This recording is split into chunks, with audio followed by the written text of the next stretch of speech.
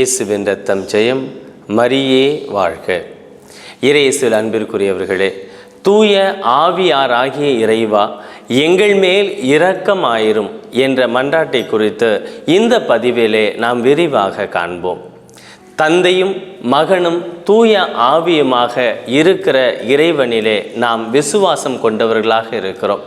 தந்தையுடைய இரக்கத்தையும் திருமகனுடைய இரக்கத்தையும் இறைஞ்சி இருக்கிற நாம் இப்போது மூன்றாவது நபராக இருக்கிற இந்த ஆவியானவருடைய இரக்கத்தை இறைஞ்சுகிறோம்.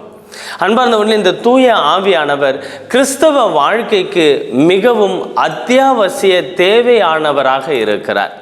எனவேதான் யோவானுக்கு எழுதிய திருமுகம் 16வது அதிகாரம் 7வது வசனத்திலே இயேசு தன்னுடைய சீடர்களிடம் இவ்வாறாக சொல்கிறார், நான் உங்களை விட்டு போவது உங்களுக்கு நன்மை பயக்கும் என்று சொல்கிறார். ஏனென்றால் நான் போனால்தான் தூய ஆவியானவர் வருவார். நான் உங்களோடு இருப்பதை காட்டிலும் தூய ஆவியானவர் உங்களோடு இருப்பது அவசியம் என்பதை தான் ஆண்டவராகிய இயேசு கிறிஸ்து இந்த வார்த்தைகளிலே நமக்கு உணர்த்துகிறார். பவுல் அடிகளார் ரோமேற்கு எழுதிய திருமுகம் 8வது அதிகாரம் 9வது வசனத்தை சொல்கிறார், கிறிஸ்துவனுடைய ஆவியை கொண்டிராதோர் அவருக்கு உரியவர்கள் அல்ல. ஆமன் பார்ந்தவர்களே, இந்த தூய ஆவியானவர், கிறிஸ்துவின் ஆவியானவர் கிறிஸ்தவ வாழ்க்கைக்கு தேவையான ஒருவராக இருக்கிறார். பொதுவாக கிறிஸ்தவர்களை ஒரு 3-4 விதமாக நாம் பிரிக்கலாம். முதல் வகை பெயர் கிறிஸ்தவர்கள். பெயரிலே மட்டும் கிறிஸ்துக்குரிய காரியங்கள் இருக்கும். கிறிஸ்து அடியான் என்று பெயர் வைத்திருப்பார்கள், மரியா என்று பெயர் வைத்திருப்பார்கள். பெயரிலே மட்டும்தான் கிறிஸ்துவுக்கு உரிய அந்த கிறிஸ்தவம் இருக்குமே தவிர அவர்கள் வாழ்விலே கிறிஸ்துவினுடைய விழுமியங்கள் இருக்காது. அடுத்த நிலையில் இருப்பவர்கள் திருவிழா கிறிஸ்தவர்கள். இந்த திருவிழா கிறிஸ்தவர்கள் வெறும் திருவிழாவுக்கு மட்டுமே ஆலயத்திற்கு வருபவர்களாக, கிறிஸ்துவை குறித்து சிந்திப்பவர்களாக இருப்பார்கள். ஆண்டுக்கு ஒரு முறை கிறிஸ்து பிறப்பு அல்லது ஆண்டவருடைய உயிர்ப்பு பெருவிழாவுக்கு மட்டும் கோயிலுக்கு வருவார்கள். அப்படி இருக்கிறவங்க இந்த திருவிழா கிறிஸ்தவர்கள்.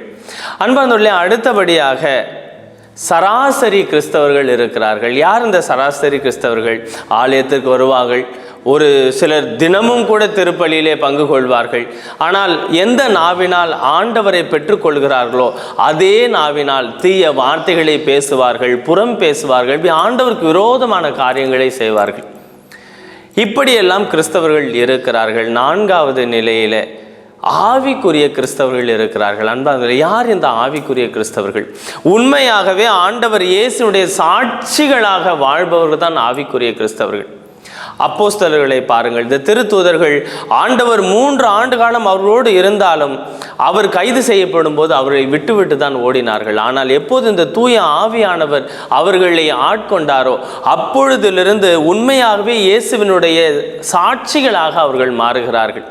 எந்த மக்களை பார்த்து பயந்து கதவுகளை அடைத்து ஒளிந்து கொண்டிருந்தார்களோ அந்த மக்களையே பார்த்து நீங்கள் தான் இயேசுவை சிலுவையில் அறைந்து கொண்டீர்கள் என்று பேசும் அளவிற்கு அவர்கள் உறுதி பெற்றவர்களாக, இயேசுவின் உண்மை சாட்சிகளாக, சீடர்களாக மாறுகிறார்கள். ஆமன் பாந்தவர்கள், இந்த ஆவியானவர் நமக்குள்ளே இருந்து கிறிஸ்துவின் விழுமியங்களுக்கு ஏற்ப, ஆண்டவருடைய வார்த்தைகளுக்கு ஏற்ப நம்மை வாழ செய்பவராக இருக்கிறார். எனவே ஆண்டவர் இயேசுவின் சீடர்களாக நாம் வாழ இந்த ஆவியானவருடைய துணை நிச்சயம் நமக்கு தேவை. சில ஆண்டுகளுக்கு முன்பாக பள்ளி வாகனங்கள் பல விபத்துக்கு உள்ளாகி வந்தது நமக்கு நினைவில் இருக்கலாம். அரசாங்கம் இந்த ஓட்டுநர்களுக்கு அதிவேகமாக செல்ல வேண்டாம் என்று அறிவுறுத்தி வந்தாலும் அவர்கள் அதை கேட்ட பாடில்லை. விபத்துகளுக்கு ஒரு முடிவு இல்லை. எனவே அரசாங்கம் என்ன செய்தது? ஒரு வேக கட்டுப்பாட்டு கருவியை அந்த வாகனங்கள், பள்ளி வாகனங்களிலே பொருத்தியது. பின் என்ன நடந்தது நமக்கு நன்றாக தெரியும். அந்த கருவிகள் வேகத்தை கட்டுப்படுத்தின. ஓட்டுநர்கள் விரும்பினபடி வேகத்தில் அந்த வண்டியை இயக்க முடியாது. மாறாக அந்த கருவியில எந்த வேகம் பொருத்தப்பட்டிருக்கிறதோ அந்த வேகத்தில் தான் வாகனத்தை செலுத்த முடியும்.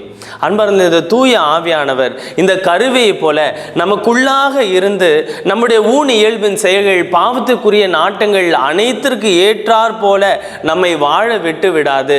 ஆண்டவர் இயேசுவின் வார்த்தைகளுக்கு ஏற்ப நம்மை வாழ செய்பவராக இருக்கிறார். எனவே இந்த ஆவியானவர் அன்னை மரியாளை ஆட்கொண்டு இயேசு கிறிஸ்துவை கருவிலே உருவாக செய்த இந்த ஆவியானவர் கிறிஸ்தவ வாழ்விற்கு, ஆண்டவர் இயேசுவுக்கு சாட்சியம் பகர்வதற்கு மிக முக்கியமான ஒருவராக இருக்கிறார். அவருடைய இரக்கத்தை நாடும்போது, அவருடைய ஆளுகை கீழாக வாழும்போது நிச்சயம் நாமும் ஆண்டவர் இயேசுவின் சாட்சிகளாக, அன்னை மரியை போல வாழ்பவர்களாக மாறுவோம். எனவே இந்த ஆவியானவருடைய இரக்கத்தை இறைஞ்சுவோம், ஆண்டவர் இயேசுவின் சாட்சிகளாக வாழுவோம். அன்பார்ந்தவர்களே, அடுத்த பதிவிலே தூய்மை மிகு மூவரு இறைவா எங்கள் மேல் இரக்கமாயிரும் என்ற மன்றாட்டை குறித்து விரிவாக பார்ப்போம். மரியே வாழ்க.